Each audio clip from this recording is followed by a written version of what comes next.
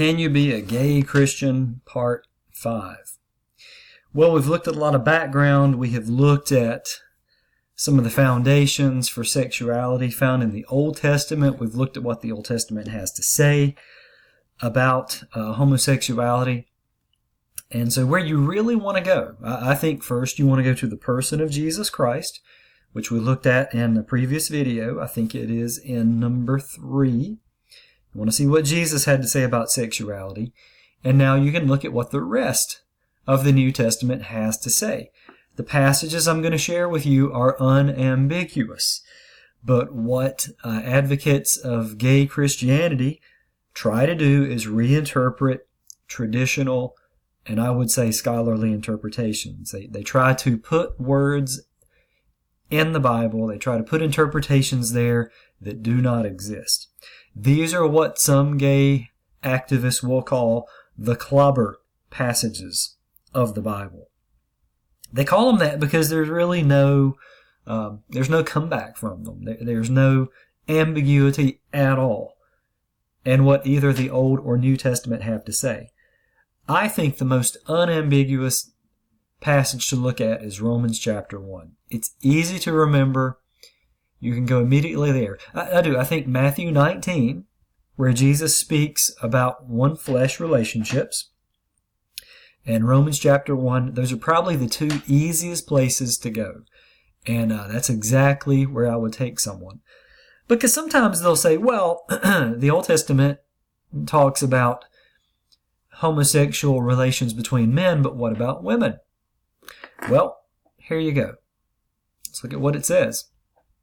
And I've underlined the passage that they will attempt to try to monkey around with. For this reason, God gave them over to degrading passions. For their women exchanged the natural function for that which is unnatural. And in the same way, also, the men abandoned the natural function of the woman and burned in their desire toward one another, men with men committing indecent acts and receiving in their own persons the due penalty of their error. Now, I have lifted this a bit out of context, but if you read it in context, you'll see that it's saying exactly what appears here, that homosexual behavior is a sin. It is a sign that a person has rejected the Creator. However, those who want to make homosexuality good and right will point out that in verse 26 it says that the real problem is that they have exchanged the natural function for that which is unnatural. Now here's the argument. What if homosexual orientation is their natural sexual expression? In other words, this is the born this way argument. What if I was born gay? And they will try to have Paul here in Romans chapter 1 say that it is not okay to act on homosexual desires if by nature you are a heterosexual. But if you're a homosexual by nature, then it's okay. Now, you can see they're twisting the meaning of these words. So, how do you make this argument? Well, this is what a guy named Richard Hayes says. The idea that some individuals have an inherent disposition towards same-sex erotic attraction and are therefore constitutionally gay is a modern idea, of which there is no trace either in the New Testament or in any other Jewish or Christian writings in the ancient world. In other words, saying that somebody was born gay, that God made them like that, you do not find that in ancient Jewish or Christian literature at all. Therefore, Paul could not have had this in mind.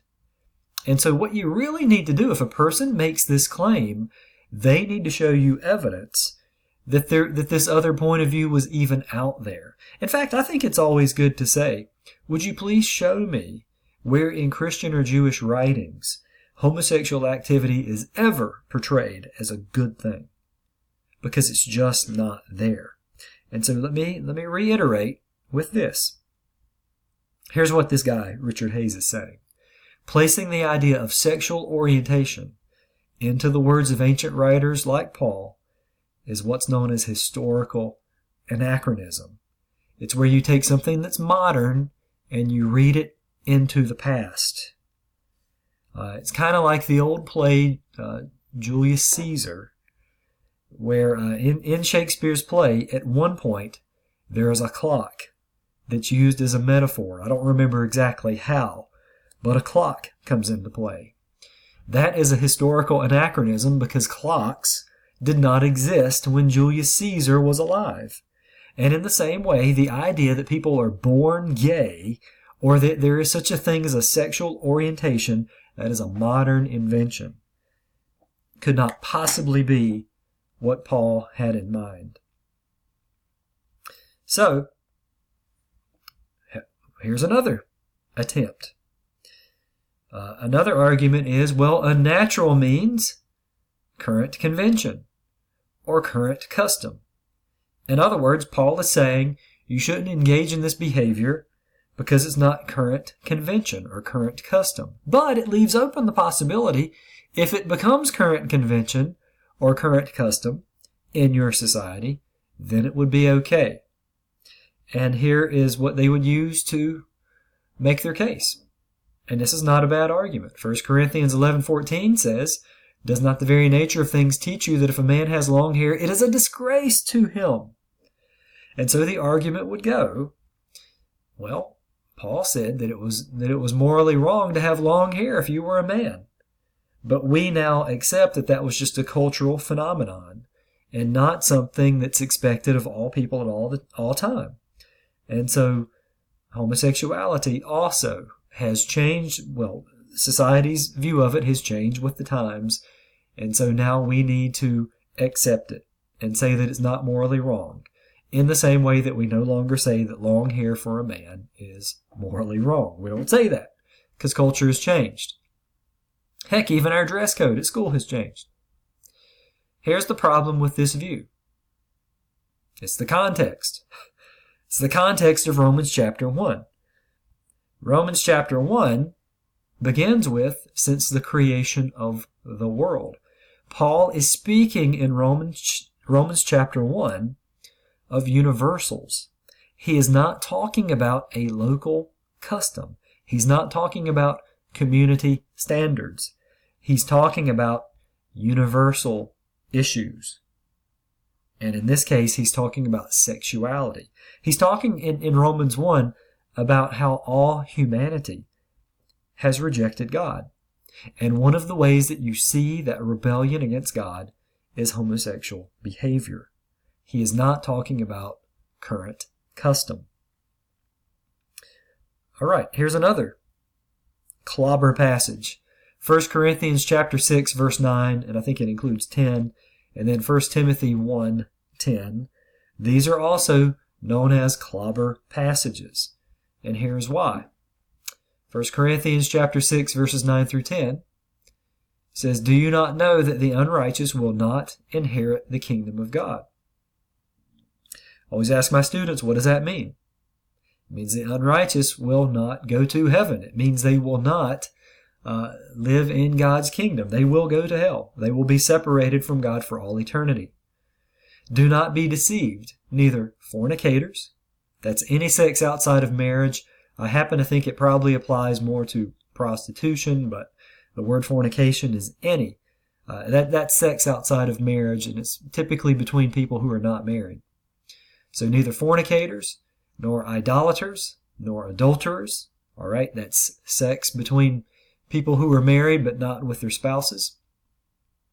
Nor effeminate, nor homosexuals, nor thieves, nor the covetous, nor drunkards, nor revilers, nor swindlers will inherit the kingdom of God.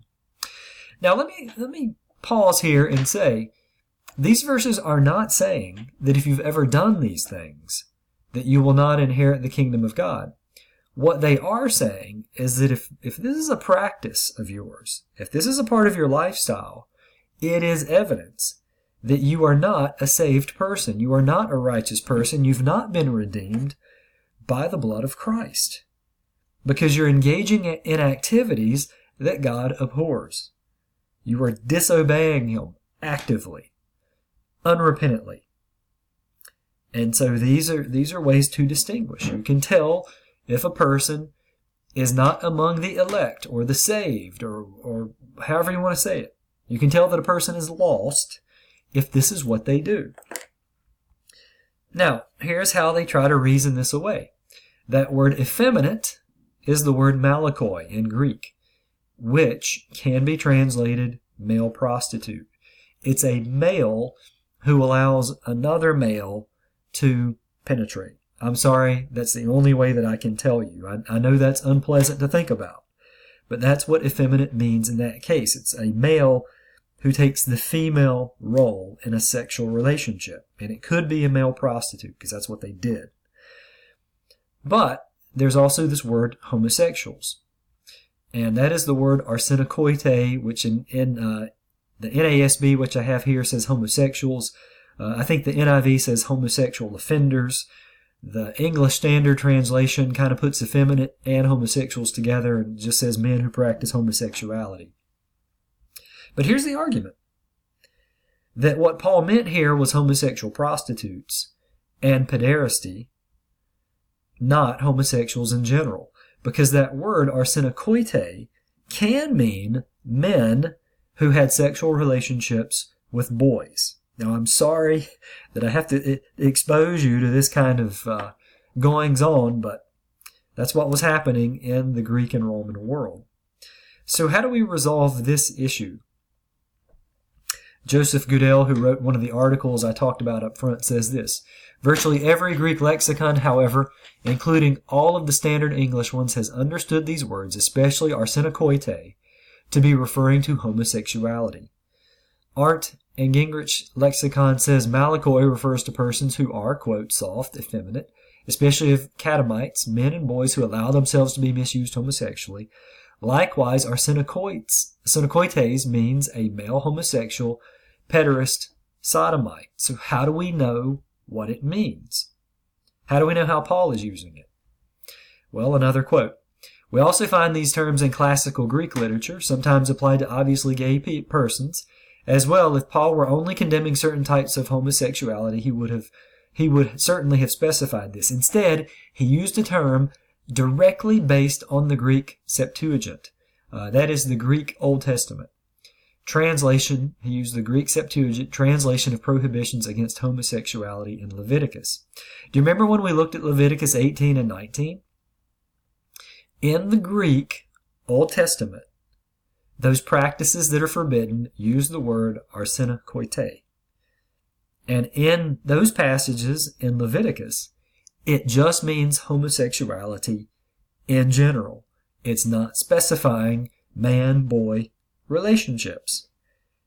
And if Paul is using arsenokoite, he likely borrowed that word from the Septuagint. He's using that meaning.